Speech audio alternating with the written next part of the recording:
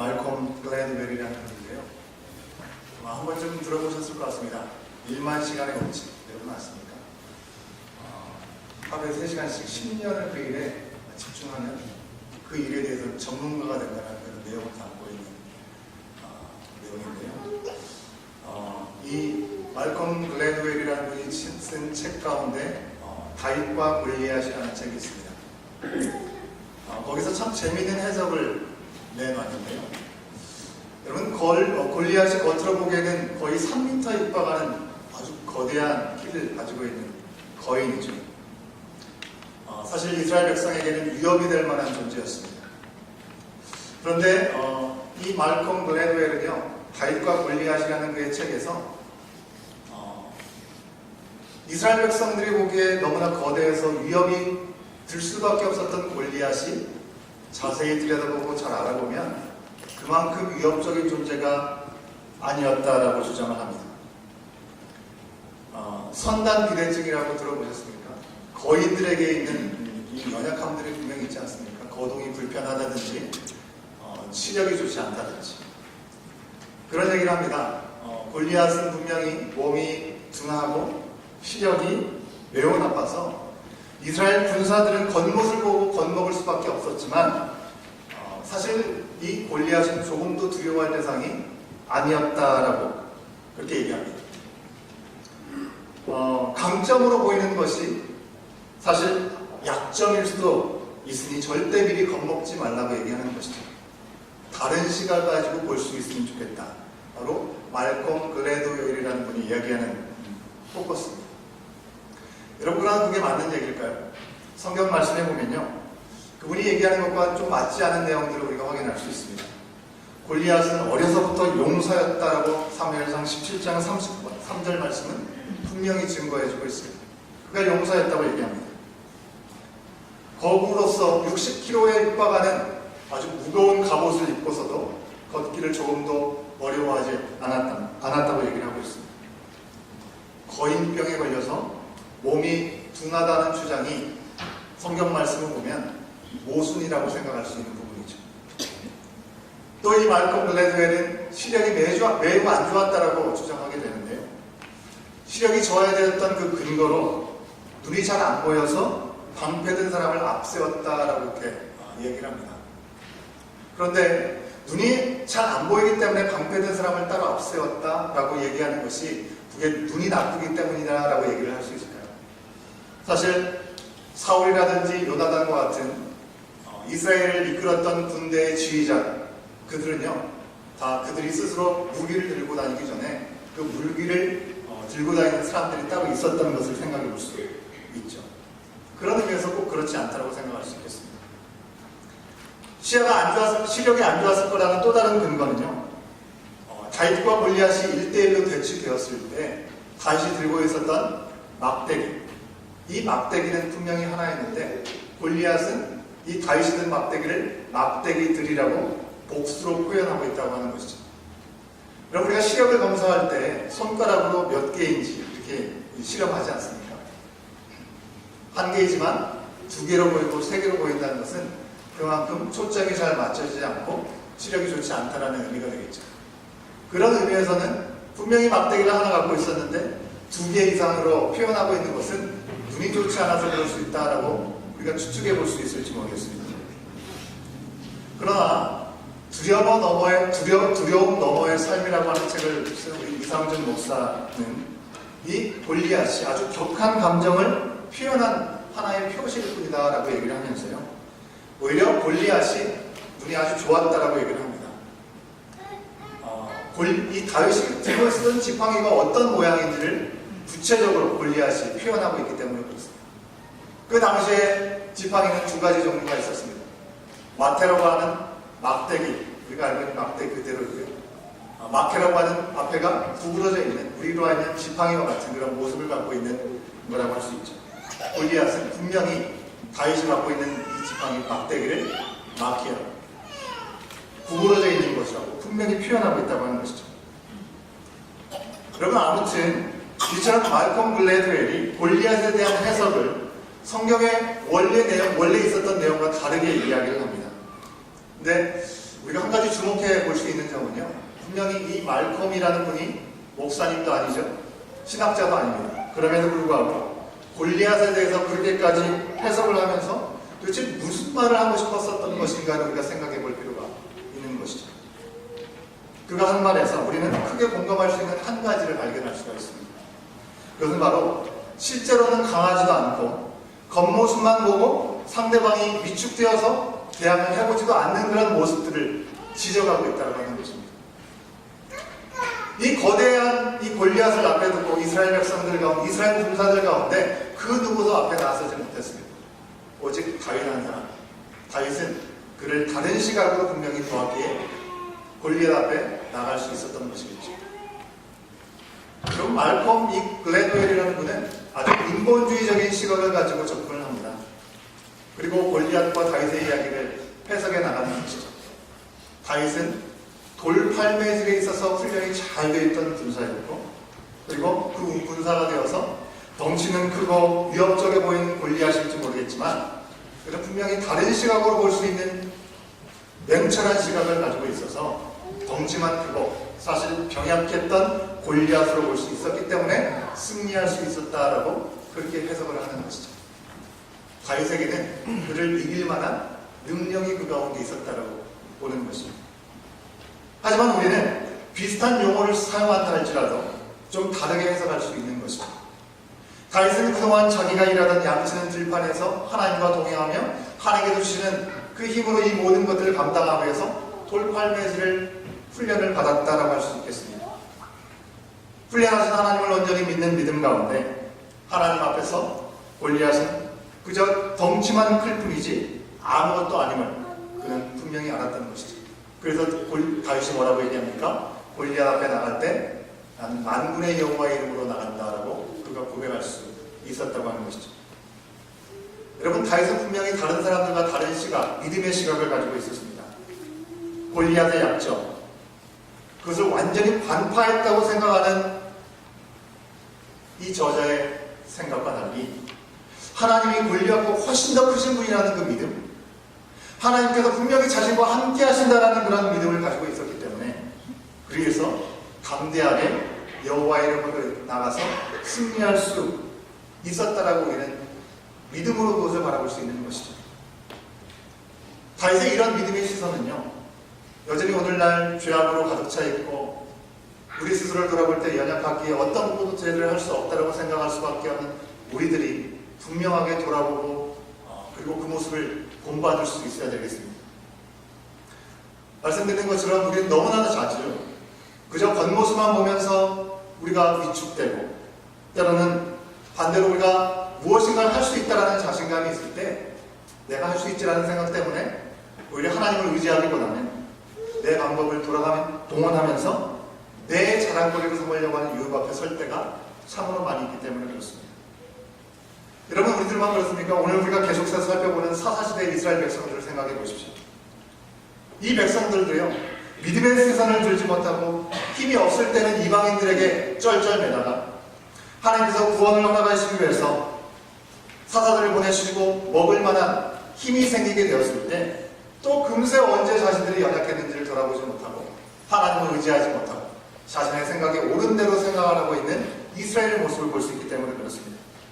자기의 마음대로 하다가 하나님을 등지고 이방신에게 향하여 나가는 참으로 안타까운 이 이스라엘 백성들의 모습을 우리는 계속해서 보아오고 있는 것이죠.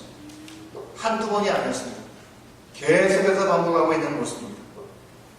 여러분, 힘이 없어도 문제고 힘을 주셔도 문제가 됩니다. 도대체 왜 그런 것입니까? 하나님 중심이 아니라 사람 중심의 삶을 살았기 때문에 그런 것이죠. 오늘 말씀 사사기에서도요, 가장 분량을 많이 차지하고 있는 사사 삼손에 대한 이야기를 우리 가운데 소개해주고 있습니다. 사사기가 21장에 기록되어 있는데요, 21장 중에 무려 4장에 걸쳐서 삼손에 대한 이야기를 기록하고 있습니다. 삼손이 사사들 가운데 가장 큰 영향력을 가지고 있었던 사람이라는 것을 우리 가운데 알려주는 부분이라고 할 수 있습니다. 여러분, 어느 시대보다도 정말 죄악의 과정에서 하나님께서 그냥 내버려 둘 수 없어서 강력하게 역사하지 않으면 안 될 때 하나님은 반드시 당신의 사람들을 보내주시고 그 사람들을 통해서 아주 즉각적으로 강력한 역사들을 보여주시지 않았습니까? 선지자들 가운데 누가 그랬습니까? 엘리야를 생각해 볼 수 있죠. 엘리사를 생각해 볼 수 있습니다. 그들이 기도만 하면 놀라운 기적이 그 현장에서 일어났습니다. 이사야 선지자를 통해서, 예레미야 선지자를 통해서, 그리고 에스겔 선지자를 통해서도 하나님은 아주 강력하게 일하셨습니다. 왜요? 도무지 하나님의 말씀을 듣지 못하는 세상이 되었기 때문에 그렇습니다. 마찬가지로 이제 사사시대 하나님의 말씀 앞에 온전히 돌아오지 못하는 그들의 완악함과 그들의 안타까움을 보신 하나님께서 삼손을 들어 사용하시면서 그를 통해서 놀랍게 일하고 계심을 우리는 보게 되는 것입니다. 사사기 13장 1절 말씀에 보면요, 이스라엘 자손이 다시 여호와의 목전에 악을 행하였으므로 여호와께서 그들을 40년 동안 블레셋 손에 넘기셨다라고 13장 1절 말씀 우리 가운데 기록해주고 있습니다. 그럼 지금까지의 상황과 달리 무려 40년이라는 시간 동안에 그들이 악죄를 당하도록 허용하셨다고 하는 것입니다. 그것도 누구한테요? 블레셋 사람들에게. 그 당시에 아주 철기를 사용하는 일이 있었기 때문에 그 누구도 엄습할 수 없는 아주 우수한 무기를 갖고 있었던 자들이 블레셋 사람들이었습니다.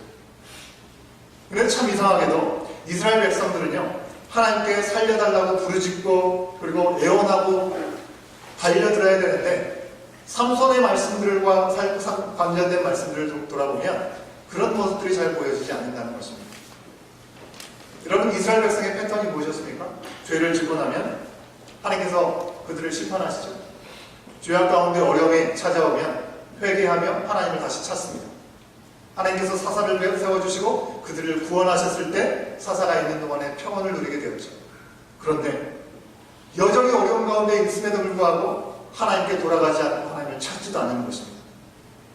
이스라엘의 지금의 상태가 얼마나 죄악 가운데, 죄악 가운데 빠져서 깨어나지 못하고 있는 상황인지를 우리 가운데 보여주고 있는 부분입니다. 근데 여기 하나님의 복음이 있는 것이죠. 그동안 우리는 말씀을 통해서 이스라엘 백성들이 돌아오고 하나님께 부르짖을 때마다 하나님의 사람들을 보내주셨다고 믿습니다. 당연하죠. 구하는 자들에게, 특히 당신의 자녀들을 회복하기 원하시는 것이 하나님의 뜻이기 때문에 그렇겠죠. 그런데 당신의 완전한 계획 가운데 그들이 구하지 않을지라도, 그들이 하나님 앞에 온전히 아뢰지 않을지라도 당신의 완전한 계획을 이루시기 위해서 하나님께서는 당신의 사람을 친히 세우신다는 사실을 우리는 삼손의 이야기를 통해서 확인할 수 있다고 하는 것입니다. 여러분, 삼손이 누구입니까? 아이를 낳지 못하는 마노아의 아내에게서 나온 아들이었습니다. 여호와의 사자가 나타나서 약속한 대로 태어난 아이가 바로 삼손이라고 하는 것입니다.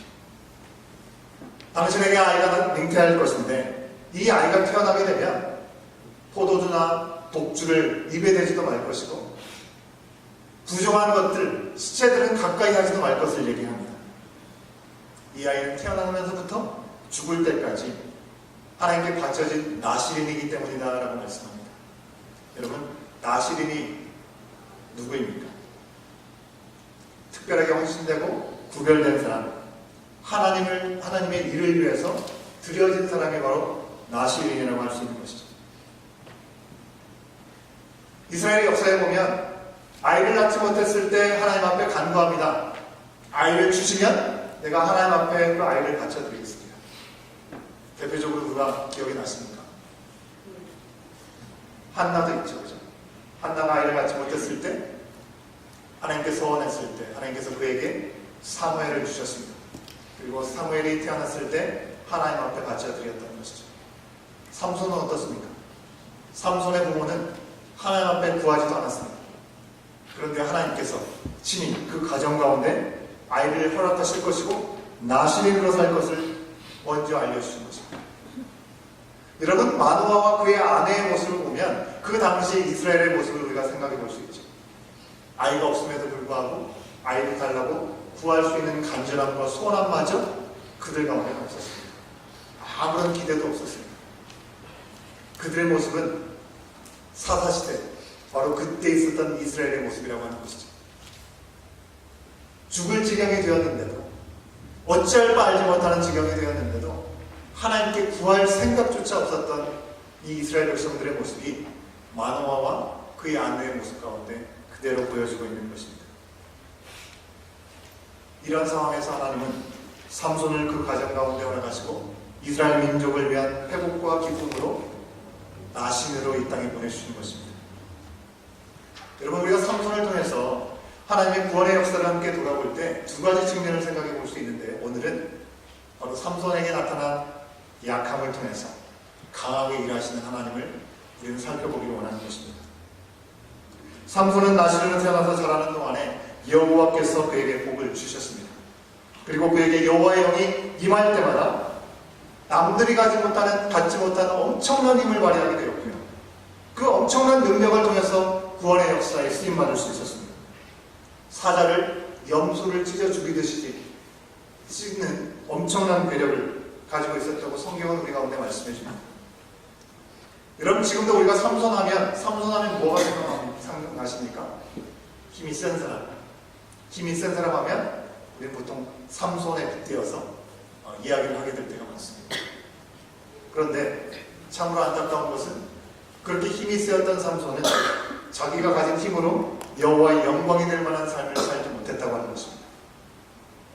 여러분, 우리가 많은 것을 가지고 큰 능력을 가지고 있는 것, 우리가 사모하는 바이죠. 하지만 많은 것과 큰 능력을 가졌다고 해서 반드시 좋은 것만은 아니구나라는 생각을 가져보게 합니다. 그 강점이 때로는 약점이 될 수 있기 때문에 그렇습니다. 삼손을 얘기할 때 나심이라는 사실, 힘이 세다는 사실 외에 한 가지 그에게 있었던 잘 알려져 있는 특징이 하나 있는데요. 그에게 있었던 특징은 여인들에게 아주 약했다고 하는 것입니다. 눈에 보이는 아름다운 여인을 보면 그는 어떻게 주체하지를 못했던 것 같습니다.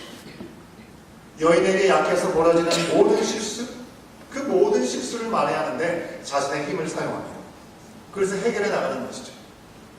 물론 하나님께서도 그 모든 과정에 세세하게 간섭하셔서 하나님의 뜻대로 삼손이 했느냐, 그렇게 얘기할 수 없는 부분이 참 많이 있는 것 같습니다. 자신의 정욕 때문에, 자신의 욕심 때문에 행한 일들 가운데 블레셋과 다투게 되고 그들을 징벌하는 일들이 있었기 때문에 그렇습니다. 근데 분명한 것은 그 가운데서도 심판의 대상이 되었던 블레셋을 하나님은 삼손을 통해서 심판하는 일들을 계속 하셨다는 것입니다.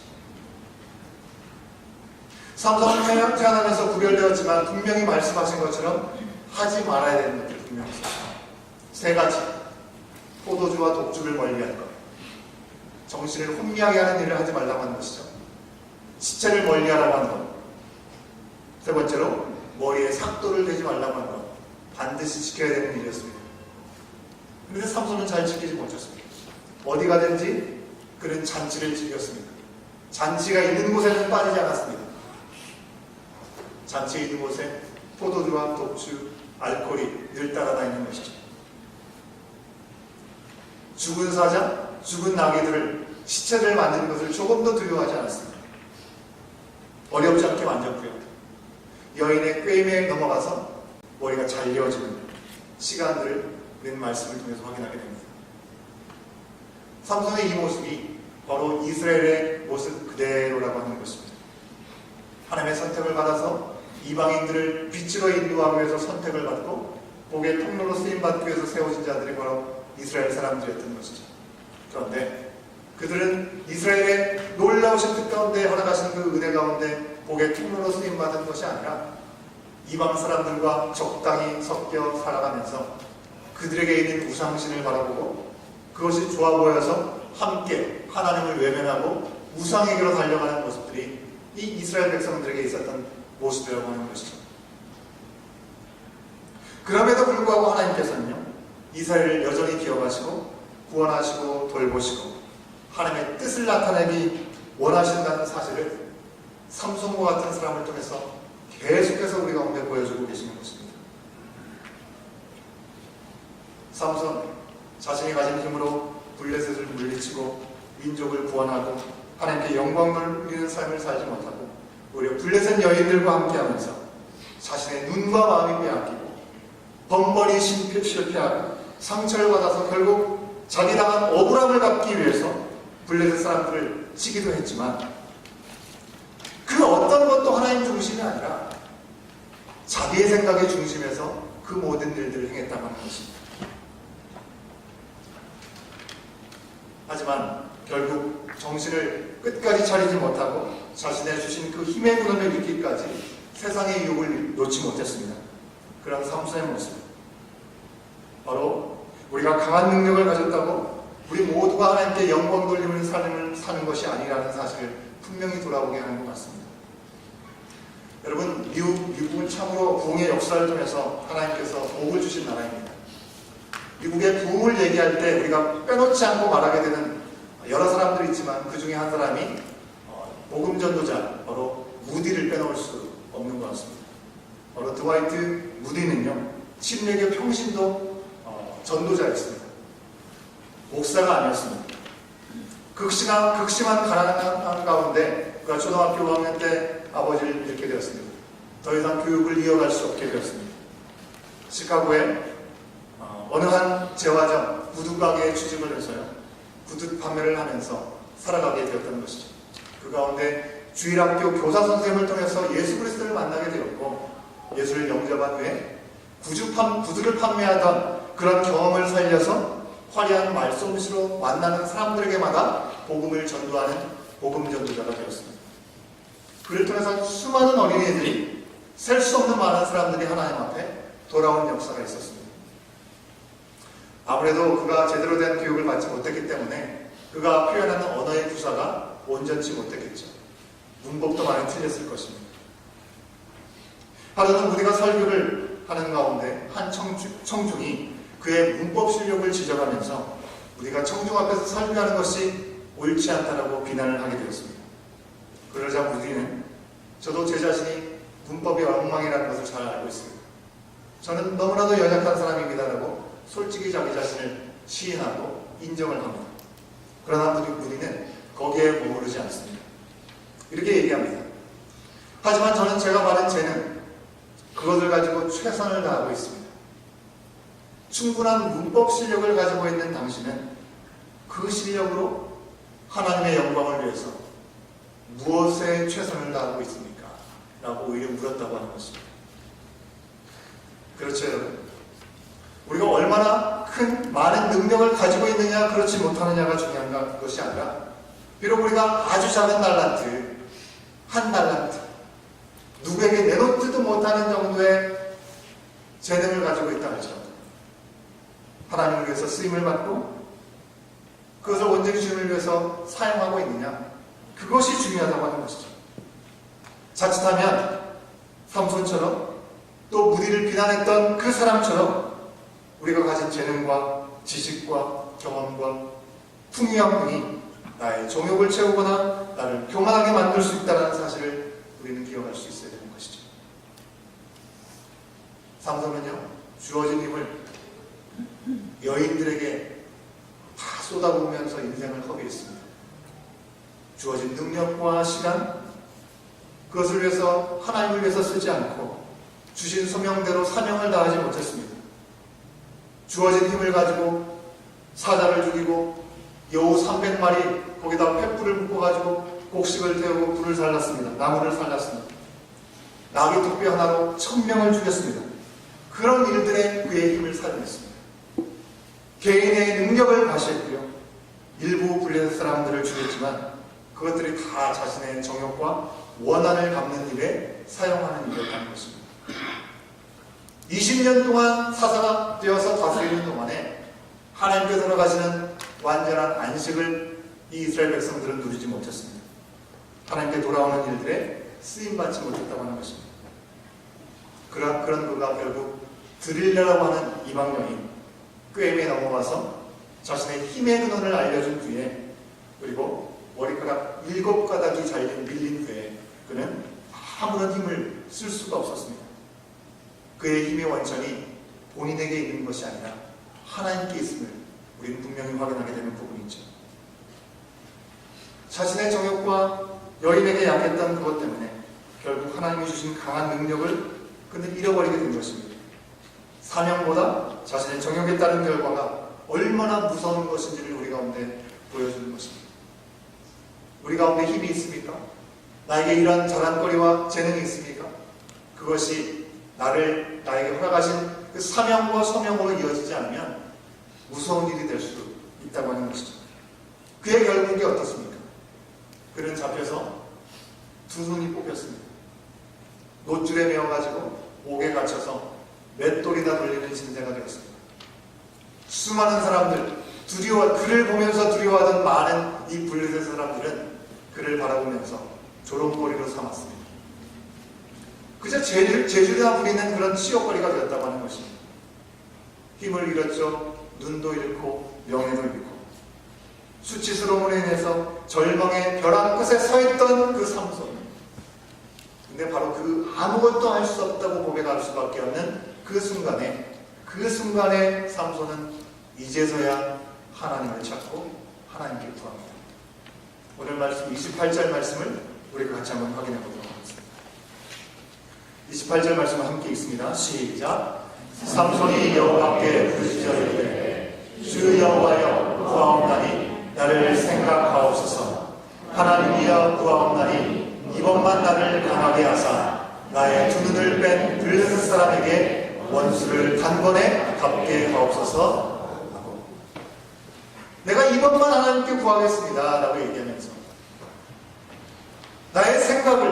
나를 생각해달라고 얘기하고 있는 것이죠. 이번 한 번만 나를 강하게 하셔서 원수를 한 번에 갚을 수 있도록 힘을 허락해달라고 고백하고 있습니다. 그동안 하나님의 뜻대로 살아오지 못했던 자신을 돌아보면서 지금 최악의 순간을 지나가고 있지만 이 마지막에 주님의 일을 할 수 있는 기회가 있음을 그는 분명히 직감하고 깨닫고 하나님께 부르짖으면서 힘을 구하고 있는 것입니다. 그들이 모여있는 곳에 주추가 되는 두 기둥으로 인도해달라고 얘기를 하는 것이죠. 한 손씩 잡고 하나님께 힘을 구하는 가운데 그 두 기둥을 무너뜨렸을 때 평생에 죽였던 사람보다 그때 죽였던 사람들이 훨씬 많았다라고 성경은 증언하고 있습니다. 태어나면서부터 하나님의 선택을 받았고 평생 힘센 사람이라는 수식어를 갖고 살았지만 그 어느 때보다도 가장 약한 바로 그 순간에 하나님의 도우심을 통해서 가장 강하게 쓰임받았던 삼손의 모습을 우리는 보고 있습니다. 다윗처럼 혹은 삼손처럼 자신의 연약함을 알기 때문에 그래서 하나님을 의지할 때 그때가 가장 강하게 쓰임받을 수 있다는 사실을 우리는 오늘 말씀에서 분명히 기억할 수 있어야 되겠습니다. 겉으로 보이는 상황, 어떤 문제, 그것이 덩치가 얼마나 크냐 작으냐? 그것이 아니라 어떤 것도 우리 하나님과 비교할 대상이 되지 않고 하나님보다 클 수 없다는 사실을 우리는 분명히 알 수 있어야 되는 것이죠.